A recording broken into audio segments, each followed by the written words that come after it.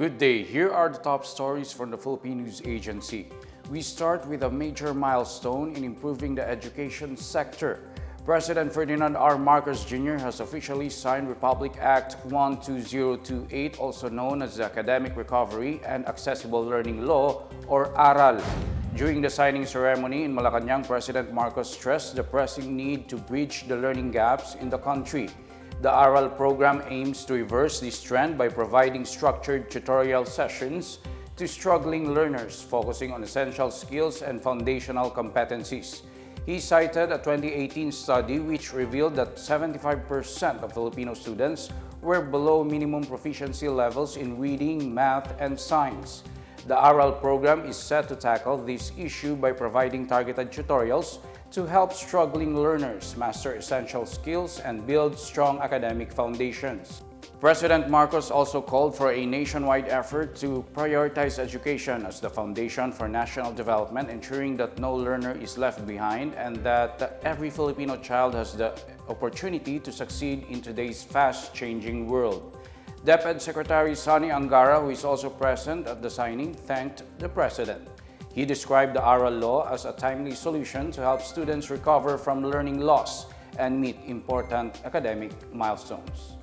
Bilang ama, edukasyon ang pinakamahalagang pamana na maaari naming iwanan sa inyo. Walang material na bagay na makakatumbas sa halaga ng edukasyon.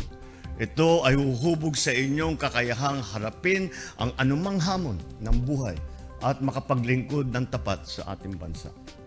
Let us collectively aspire to build a bagong Pilipinas, one where education serves as the cornerstone of our nation's progress. President Ferdinand R. Marcos Jr. has expressed his gratitude to Senate President Francis Cheese Escudero for playing a key role in bridging the gap between him and former Vice President Leni Robredo.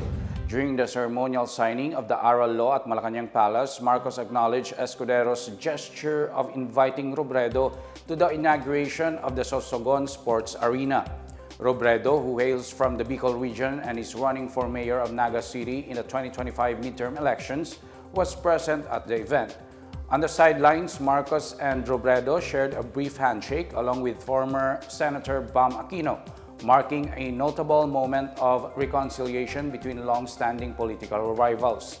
Marcos and Robredo were rivals in the 2016 vice presidential race and the 2022 presidential elections. Marcos lost to Robredo in 2016 but took a wide lead against her in 2022.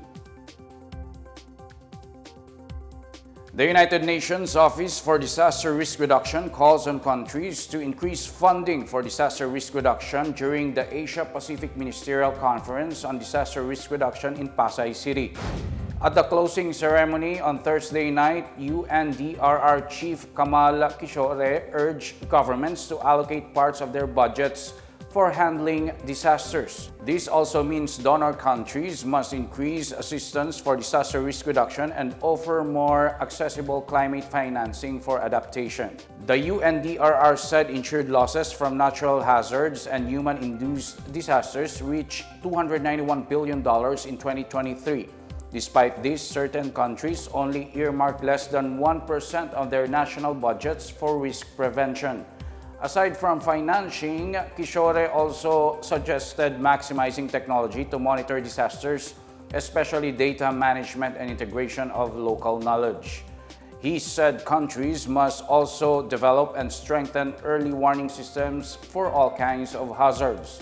For its part, the Philippine government is following the Public Financial Management Reforms Roadmap 2024 to 2028, which tracks compliance to disaster risk reduction and management as a key strategic focus area. Budget Secretary Amena Pangandaman said the roadmap will help the government manage the national budget in a more measurable and sustainable way.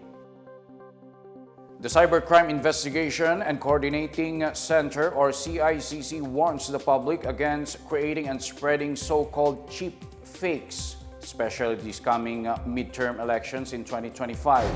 The CICC is investigating the spread of altered photos of former Interior Secretary Benhur Abalos on social media. The photos include a political banner of Abalos that says Kalaban ng Kriminal, which had been edited to read Kalaban at Kriminal. CICC Executive Director Alexander Ramos says these pictures are referred to as forms of visual disinformation.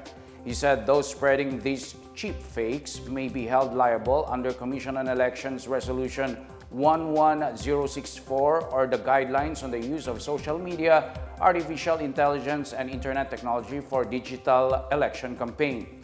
Any individual found guilty of propagating disinformation and misinformation to endorse or campaign against a candidate, party, the COMELEC, or the Philippine election system may also be found guilty of violating Section 261(z)(11) of the Omnibus Election Code.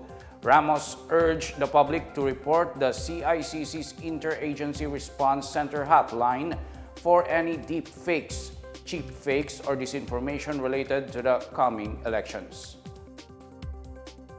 In other news, the Department of Foreign Affairs expressed concern over the safety of United Nations peacekeepers as it condemned actions that endangered them while performing their duties. In a statement, DFA spokesperson Maria Teresita Daza urged all UN member states to ensure that peacekeepers are allowed to do their duties. He says violating peacekeeping mandates undermines the rules-based international order and destabilize regions where peace efforts are most needed. She adds the DFA remains committed to promote international peace and security through multilateral cooperation. The DFA referred to the status of the United Nations Interim Force in Lebanon, which is monitoring the hostilities between Israel and Hezbollah. At least 5 UNIFIL peacekeepers along the Blue Line in South Lebanon were reportedly injured in repeated attacks on their positions since last week. Israeli Prime Minister Benjamin Netanyahu has since denied claims that Tel Aviv is deliberately attacking the peacekeepers. The UN says its interim forces in Lebanon, or UNIFIL, will stay in all its positions.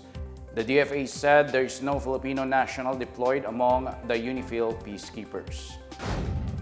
The Presidential Communications Office continues to provide accurate and relevant information to the public, and now state media agencies are joining forces through an integrated newscast in fulfillment of this mandate. Take a look. Tutukan ang pagsasanib puwersa para sa pinakakomprehensibong newscast ng bayan, balitang pambansa sa pamumuno ng Presidential Communications Office. Ihahati ang pinakamalakas at pinakamalawak na pag-uulat mula sa buong communications group ng pamahalaan, Philippine Information Agency, Presidential Broadcast Service, IBC, Philippine News Agency, at ang inyong People's Television. Isang boses, isang balita, nagkakaisa. Balitang Pambansa. Magsisimula na ngayong Lunes at masusubaybayan sa lahat ng himpilan ng TV at radyo at digital portals ng buong communications group ng pamahalaan. And that's the latest and the biggest stories on the Pna Headlines. For more news updates, visit our website, pna.gov.ph, or our Facebook and X account, Philippine News Agency. The Pna Headlines is also streamed via the Serbisyo Facebook page. You may also watch the Pna Headlines through the Philippine News Agency's YouTube account and via the News and Information Bureau website under PNA News. It's 68 days before Christmas. I'm Wilnard Basilonia. This is the Pna Headlines, bringing stories that unite the nation.